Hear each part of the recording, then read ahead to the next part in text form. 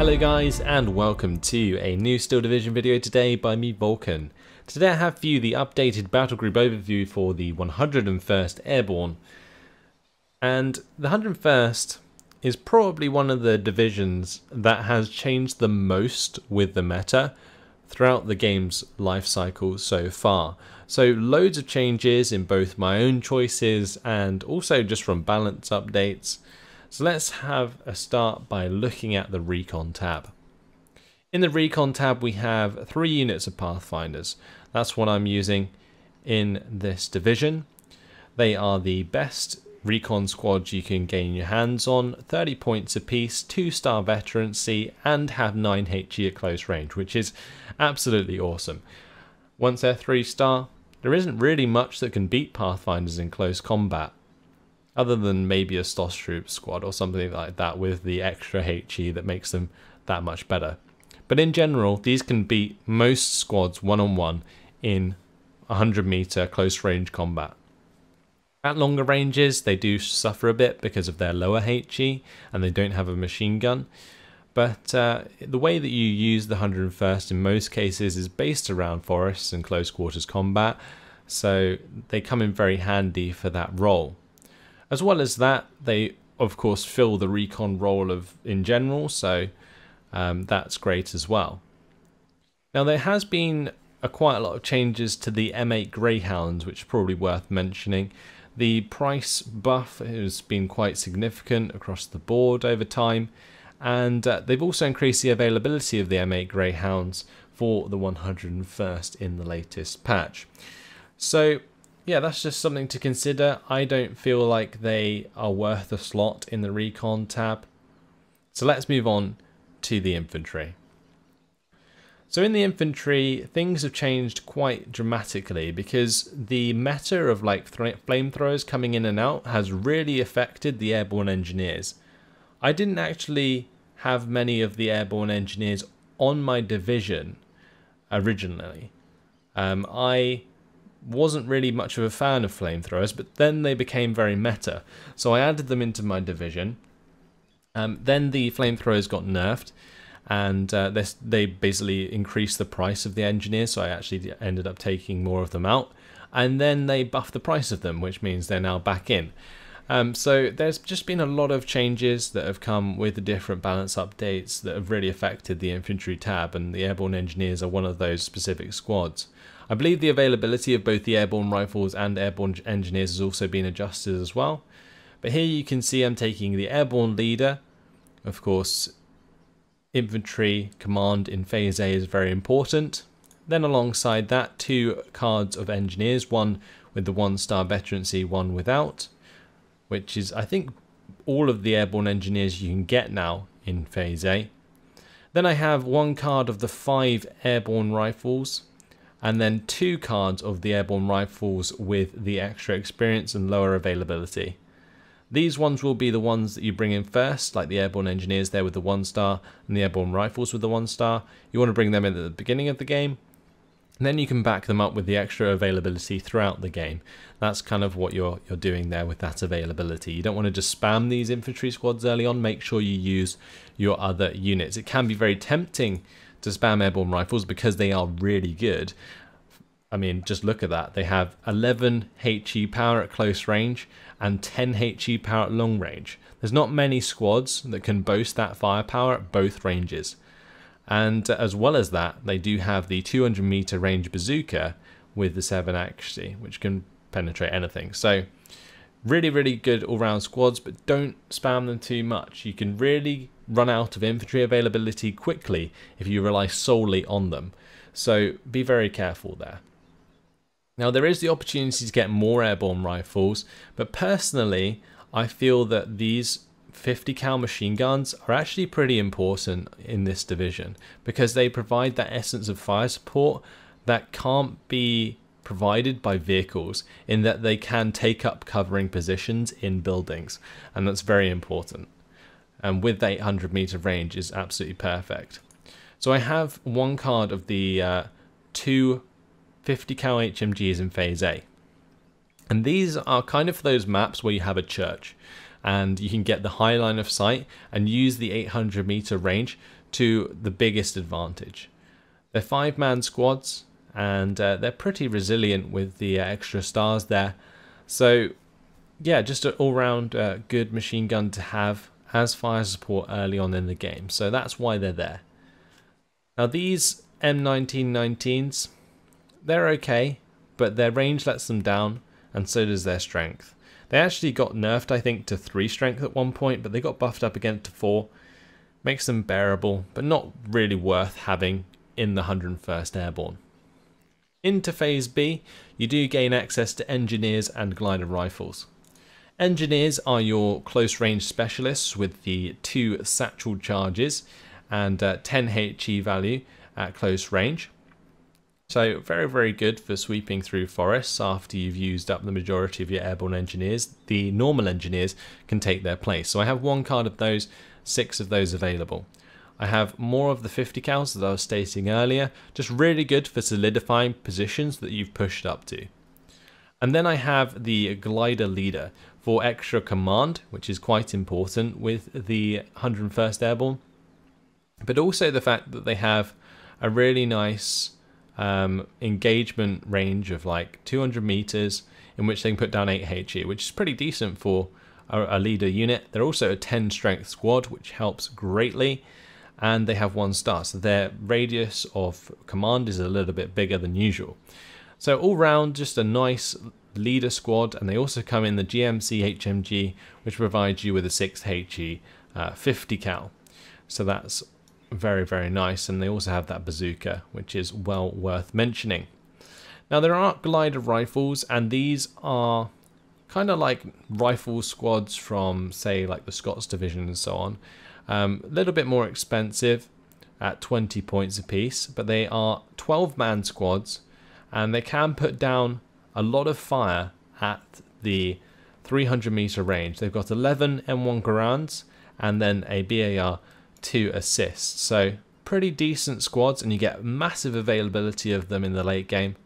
However, I feel that if you manage the 101st properly, you should never be running out of elite infantry from the get-go.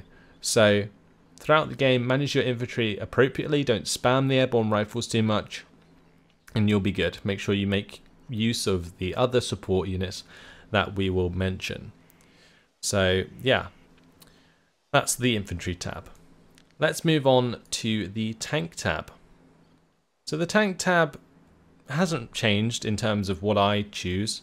I've quite simply got the 1-star Command M22 Locus. They are nice supporting tanks in Phase A that do have some HE value, which does make them quite valuable as both infantry support vehicles, and they have the 7 or 8 AP, sorry, in order to engage other tanks. And when we're talking like tanks, I mean the cheaper tanks that come out of some of the German divisions, like the Panzer 35s, and maybe even the Panzer B2, for example. These are pretty decent at taking those on. Obviously they have low armor themselves, so you got to be a bit careful, don't be too reckless with them, but fantastic for destroying especially half tracks because they present no threat, and just any other armored vehicles that don't have too high AP value, like some of the like the 259s, for example, the half tracks with those auto cannons. They have just enough front armor to stop them being penetrated so easily that their main gun can obviously kill their opponents, and they do have that engagement range advantage as well over those like 800 meter vehicles.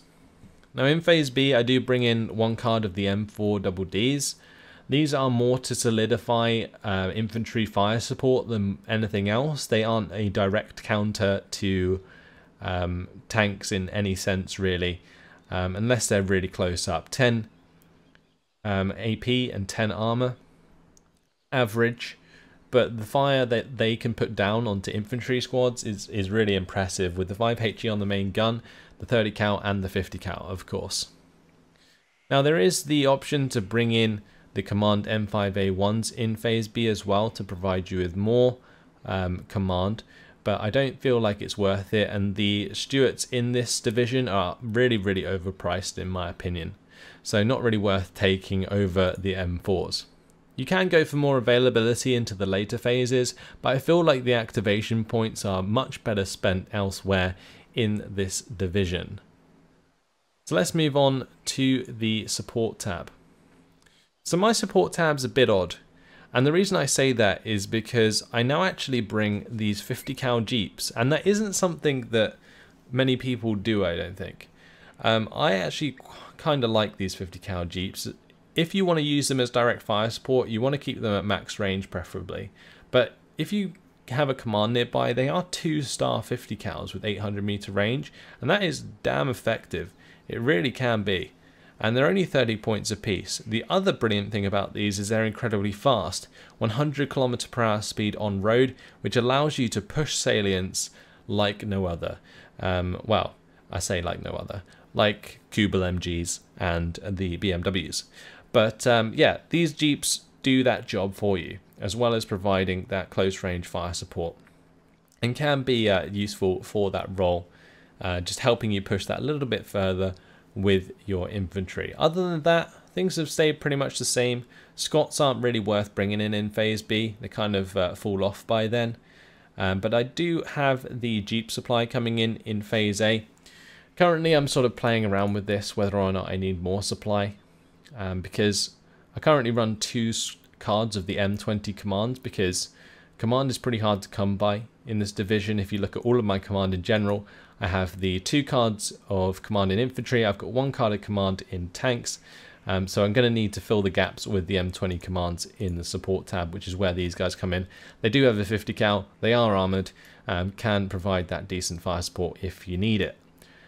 But yeah, I think possibly taking out an M20 command for more Jeep supplies would be a nice idea, or maybe even just taking out one for some ducks in Phase C would be good, especially when we get to my artillery tab. It will make a lot more sense. But yeah, the Scots not worth taking at all, so just ignore those for now. Let's move on to the anti-tank tab. So I believe the availability of the M3 guns was changed quite significantly.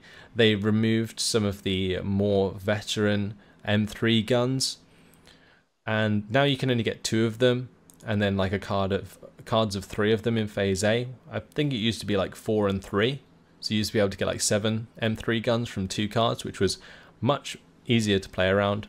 But because these are so cheap, they're actually really cost efficient against lighter vehicles and tanks. So still worth bringing, although you are going to suffer with AT should you lose them all, which can be quite easy, especially with their 4 strength. So be wary of that. In the bazookas, these guys are actually really strong. One thing that people don't really realise, again, since a recent patch, the accuracy on them has been buffed in comparison to, for example, the Airborne Rifles. If I just hover both of them over, you can see the Airborne Rifles have a 7 accuracy bazooka, but the Airborne Bazooka Specialist Squad has the 9 accuracy. And this means that they're going to hit a lot more often. They are 1-star, you make them 2-star, then they'll probably definitely hit every time. And they're only 20 points apiece, so very much worth considering. But I tend to just rely on those Airborne Rifles that are in the Infantry tab to do the job. So those Airborne Rifles, alongside these M3 guns, do tend to give you enough AT capability in Phase A. Also the Locusts help out with that as well. Moving into Phase B, I do bring in the M1 guns here. You can get cards of 3 of them with no veterancy and cards of 2 with 1-star veterancy. And I think just bringing 1 card of each is a decent idea. Always having the more veteran AT guns is worth having. I would have probably the one in Phase A if I didn't have these M10 destroyers in Phase C. But as you can see, moving into the later phases, I am going to be having the 2 cards of the 2-star M10 A1 destroyers, just because when they are 3-star with the command nearby, for example if you have these M20 commands with them, they are a real force to be reckoned with. Hit their target almost every time. 6 accuracy main gun already, plus the 3-star veterancy. They really do tend to hit the mark and can do a severe amount of damage to medium tanks and just armor in general. They will struggle against Panthers and anything with like 12 armor or above. But other than that, you're going to be laughing with the 3-star veterancy, and they can really surprise you. If you can ambush a tank at close range with one of these, they won't ever miss, so you will always get that first shot and kill. I guess the only thing to really mention is the turret rotation speed is kind of terrible, so if you are going to do that, make sure it's facing in the right direction first by targeting the unit on the other side of the hedgerow, and your tank should align to it, and then when you go round it will be a lot more likely to fire quicker than it otherwise would. But yeah, those M10s finish off my anti-tank tab. This is pretty similar to how I had it before, so not much else to talk about there. Moving on to the anti-air tab. So I used to have just the 3 cards of the 2 Bofors in Phase A, but they removed one of the cards from the division, so you couldn't Bofors spam so much. And now you're forced to rely on either the M16s or the M15s. And in this case, what I'm doing is relying on the Bofors for Phase A and Phase B, and then in Phase C, going to be bringing in 4 CGMCs. So overall, I have more availability of anti-air. But you have to wait until that Phase C to really like start kicking up a gear with these CGMCs and start shooting stuff down. These CGMCs, they have a lot of HE power that they can put out, especially if like planes fly overhead for too long, and you will get kills with them, so bear that in mind. They're also half decent fire support. But that's pretty much the AA in this division. Not too much else to talk about. We've seen M16s and M15s 100 times over. Let's move on to the artillery tab. So this is one of the tabs that has changed quite dramatically in terms of my own choices since I got my hands on this division. The main thing is my reliance on these M1 howitzers and the M3 howitzers over the mortars, and also the change around of some of the off map. So in Phase A, you can get these cards of the M1 howitzers with the 1-star veterancy. I actually take 2 cards of them. Now I don't expect everyone to, bring out 4 M1 howitzers in Phase A, but their cost, basically joined with the experience, I feel makes them like really, really worth having. They've got 9 HE power, they can also provide smoke, they're 2,000 meter range in Phase A, which is really strong, so much better than having a 900 meter range mortar, for example, and you can do a lot of work with these M1 howitzers from early in the game. And moving into Phase B, you get your hands on M3 howitzers. Now these have an upgrade to 15 HE, same range, and they're a bit more expensive. But yeah, I've got some of them there just for the extra punching power for targeting specific units. But ideally, you're going to still be relying on the M1 howitzers from Phase A throughout the majority of the game. You can get access to the 1,200 meter range mortars in Phase B, which is another interesting choice. But I feel like by Phase B, like the howitzers just outclass the mortars in so many ways in this division, and I think only by testing that I really came to realize how strong the howitzers were and playing against them as well. So now I rely on them quite a lot. Now as it comes to off map, I used to take both of the 4 GPAOP 356mm and both cards of the M3 OPs, because at one point in the game off map was very easy to use and people weren't really sure how to play against it, so you could take full advantage of it. Now people are a lot more smart, so having more off map is actually a bad idea. So in general, I've just got the 2 356mm off maps, and I use them to punt through hard defenses where I need to. They're fantastic for dealing with like flak 88s, for example, and just any harder units that are getting in your way. Even if you put it on top of like Panthers or heavier tanks, you just get them out your way and maybe you can make them surrender or something. There's all that to consider, and having at least some off-map on your division gives you that flexibility, and this is very powerful off-map that will demolish infantry squads as well. So that is the artillery tab. Now moving on to the air. This is probably one of the tabs that has changed significantly since my last use with the 101st, and probably even since my latest gameplay with the 101st. I've actually had a look at using these B-26B Marauders. It's a little bit of a sort of, I guess, test in a lot of ways, because I haven't really had time to play with them too much.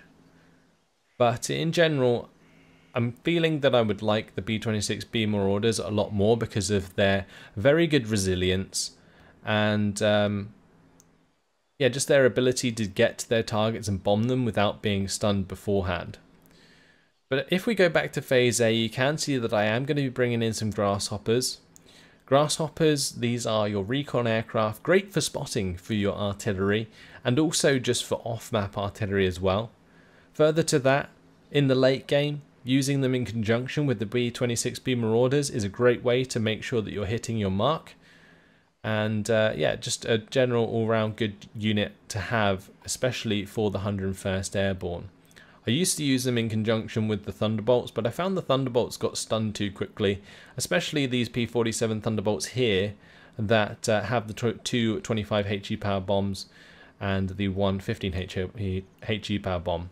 They're very effective and they have a good payload, but later in the game when people have AA up and running, they just don't tend to get to their target before they're stunned, and that's probably the main issue that I had with them.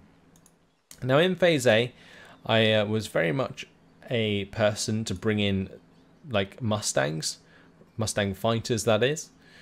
But then I found that I was coming into the same issues that I had with the 3rd Canadian, where 1200 meter range AT guns and other things like that would really badly affect this division in the early phases. And one way to deal with that is with two 10 HE power bombs, because you can bomb enemy AT guns or enemy tanks that are harassing you from a distance that you can't really reach with your own units.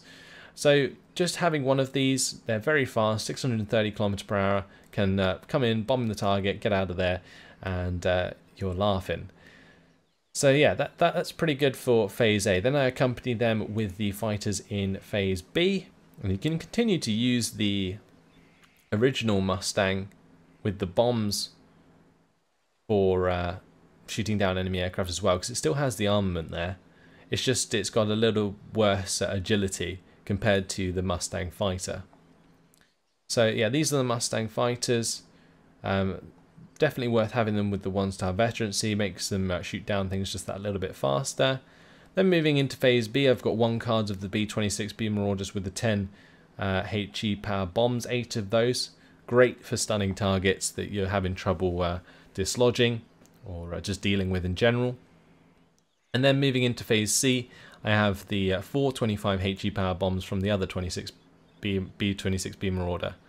I would have more availability of planes if I felt like I was actually going to spend that much cash on them. But as you can see, this is already nearly like 1,000 points worth of planes in just B-26Bs. And that's something that, I mean, I would struggle to spend on in most games anyway. So these Thunderbolts, they're okay. I kind of really went off using rockets. I don't know why, they just don't seem that effective anymore in comparison to bombs. And if you target your bombs correctly by like leading them with a fire position command, you just tend to hit the mark a lot better than with the rockets. They're just really unreliable. Whereas like the bombers, these Thunderbolts, I used to use these Thunderbolts in conjunction with the Grasshoppers to just bomb like enemy artillery really quickly, because these have, again, really fast speed. But I found that the very bad agility just let them get shot down so quickly because they have such a large turning circle before they start to retreat. Whereas with the B-26B Marauder, they have very bad agility, but at least they're tanky enough to take the shots and get out of there. So you don't lose your 230 points for free. because that's medium resilience versus very good resilience, which is a big difference.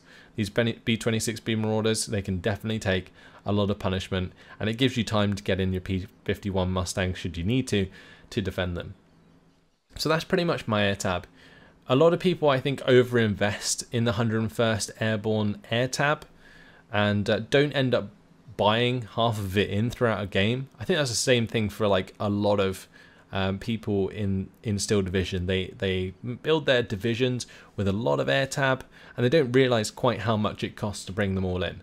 Like if I'd filled these extra 3 slots with more B-26B Marauders, I'm never going to buy them all. I'm just not.